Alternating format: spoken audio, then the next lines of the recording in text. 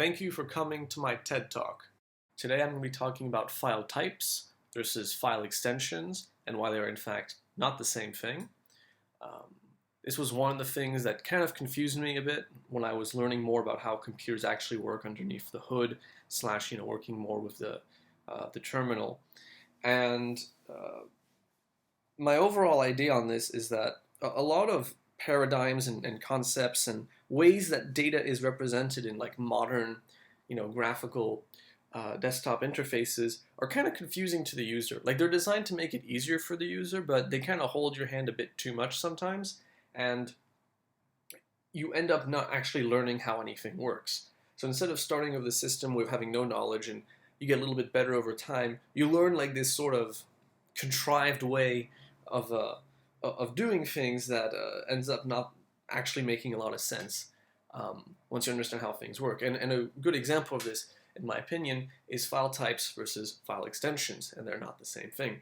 So if you're not familiar with what a terminal is, don't worry about it. It's not relevant to this. I just have my terminal open here on the left, and on the right I just have the Finder open. I just made a directory called docs for the sake of this video. So I'm just going to make a new file called groceries.txt. Okay, boom, I make a new file, groceries.txt. I'm going to put in some groceries in here. Apple, banana, milk, banana. Okay, pretty straightforward. I got a groceries.txt file. Now you can say, well, it's obvious it's a text file because it says .text and this icon has txt in it, right? It looks like a little document, looks like a piece of paper. This is obviously a text file. And I'm like, it's not actually obvious it's a text file. What you're seeing after the dot, the txt part, and also the icon, that is the file extension. That's not the file type.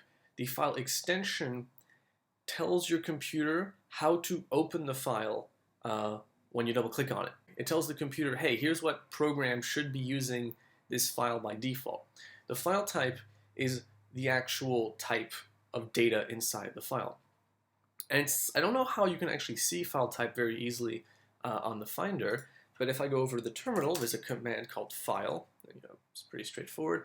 And if I run file groceries.txt, it will tell me, yep, it's in fact a text file, and more specifically, it's filled with ASCII text. Okay. Now let me rename this file. You might have done a trick like this when you're younger. I'm going to rename it from groceries.txt to groceries.png. Are you sure you want to change the extension? Yes, it even tells you here, if you make this change, your document may open in a different application, right? It changes the file extension, it changes what application opens the file, but it doesn't actually turn it into an image. That wouldn't make any sense. But I'm going to do it anyway. I'm going to call it groceries.png, and as you can see here, it's now a .png file. And you're like, well, that's weird. How did you just convert text into an image? I didn't. If I double click on it, it'll say something like, yeah, groceries.png couldn't be opened by the preview because it's like, well, this is a PNG file and the previewer works with images, but you're actually passing a text file to it. It's kind of confused. It doesn't know what's going on. And if I run the file command back here again, I do file groceries.png, it says ASCII.txt. So the file type is still text. You don't change file types by changing file extensions. They're two different things. File types are the actual data inside the file.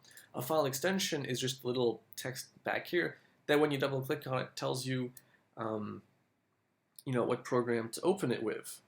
And you're like, well, that's confusing. Why would you simultaneously have file types and file extensions? Like, shouldn't you kind of merge them into one thing? And there are some cases where file extensions make sense, where you can have the same file type, but you make it a different extension so it can be opened by a different program.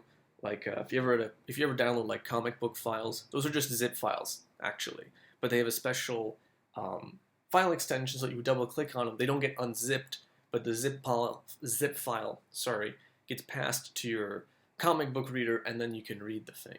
Okay. So again, so I try to double click on this, it doesn't work. Sometimes this, depending on your operating system or whatever, this icon will update. So if I go into this mode, yeah, you can see how it's changed the groceries.png icon into a PNG icon, even if it's not. Now I'm just going to use the move command, that's MV. This is the same thing as right click and rename, it's just a lot faster in my opinion. I'm going to convert my groceries.png file back into groceries.txt. As you can see here, oh, now the finder is like, oh, now I know it's a text file, and I'll show you a little preview here, and and I think it changes the icon back here to text. Let me try renaming, sorry, groceries.txt to groceries.mp3. Yeah, groceries.mp3. Okay, now I've got this icon here, and let's see if I can play it in iTunes or something. Yeah, it doesn't even load. I don't even get an error message. That's what you get for using iTunes. Yeah, so this concludes my TED Talk. The takeaway is file extensions are not file types, okay? Anyone can name any file, any extension they want. It's just a convenience so users get a cool icon / when you double click on it, it knows what program to open it with. But you can open any file with any program. I mean, it might not work, but you can do it. So I explained the cat program before. Let me clear the screen. The cat program is a simple command line program which, among other things, lets you read text inside a file. So what do you think is going to happen if I try catting groceries.mp3? I do it, and I get the underlying text. Because the underlying data, this text in here, it hasn't changed. If you change your file extension from one thing to another, it doesn't actually change the underlying data. It changes how it's usually handled. So I'm just going to make a new file. I'm going to call it animal.txt. All right, there's my animal.txt file. And I'm going to say lion. Yeah, lion. That's a pretty good animal. It's like a 9 out of 10 animal. All right, so I double click on the animal file. Boom. By default, it's opened by my text editing program. And if I right click it and I go to open with, you will see that textedit.app is the default. That's because my computer just happens to be configured so that .txt files are by default opened with TextEdit, the TextEdit app. It's also suggesting a few other things here that may or may not be able to successfully open it.